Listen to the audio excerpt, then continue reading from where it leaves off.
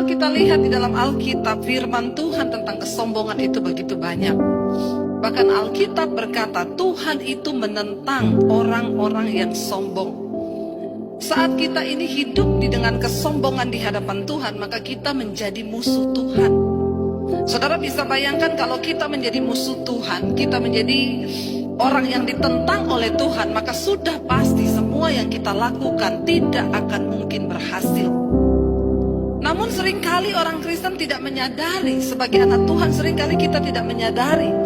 Dan kita berpikir, saya nggak sombong sama Tuhan, apa yang saya sombongkan? Saudara, orang yang tidak mau menurut kepada Tuhan, kepada firman-Nya, itu tanda yang paling nyata bahwa kita ini sombong dan kita tidak nurut kepada perintah-perintah Tuhan. Orang yang sombong, yang pertama, dia tidak mau mendengarkan suara Tuhan. Yang kedua, saudara, orang sombong sudah pasti melakukan cara-caranya sendiri untuk dia bisa mencapai tujuan dan maksudnya di dalam kehidupan. Dan segala kesombongan itu tidak berkenan di hadapan Tuhan. Kalau sebagai umat Tuhan kita sombong, maka kita tidak akan mengalami berkat Tuhan.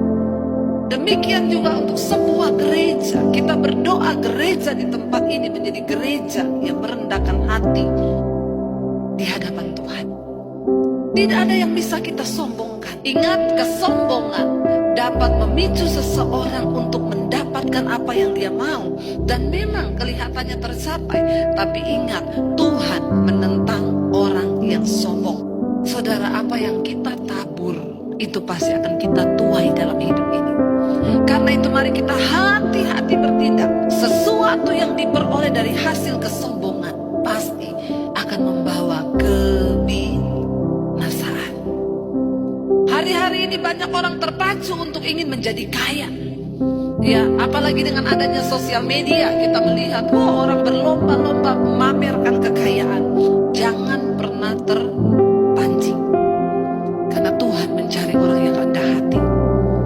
Kalau kita yang meninggikan diri, pasti jatuh. Tidak tunggu lama, cepat minta ampun. Bagaimana kita bersikap sebagai orang rendah hati waktu engkau direndahkan? Terima itu sebagai sesuatu yang memang Tuhan izinkan. Ya, tidak usah berkata di mana harga diri. Belum tahu dia. Mari kita belajar hidup dengan rendah hati. Kenapa, saudara? Karena Tuhan akan meninggikan orang yang rendah hati. Kalau engkau mau melihat peninggian dari Tuhan, buang segala benih kesombongan.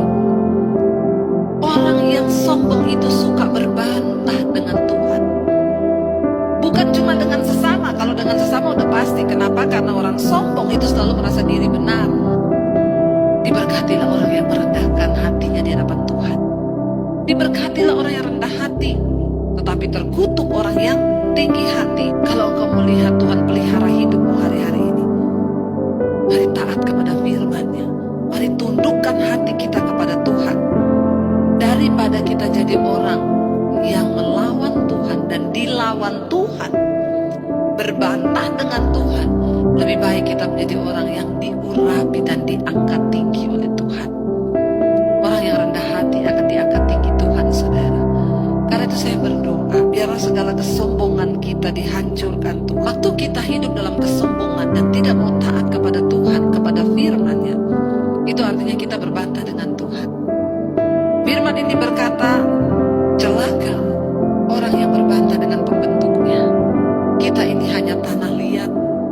Kita ini hanya hembusan nafas. Sekali Tuhan bilang napas kita berhenti hari ini, berhenti, saudara. Kenapa Tuhan masih beri kita kesempatan hidup?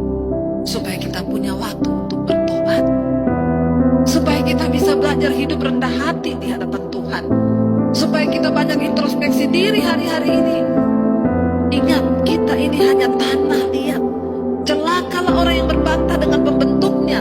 Dia tidak lain dari beling periuk saja. Di mana ada periuk yang membantah pembuatnya dan berkata, kamu bikin apa saya? Biar kita berkata, Tuhan, kami ini hanya bejana.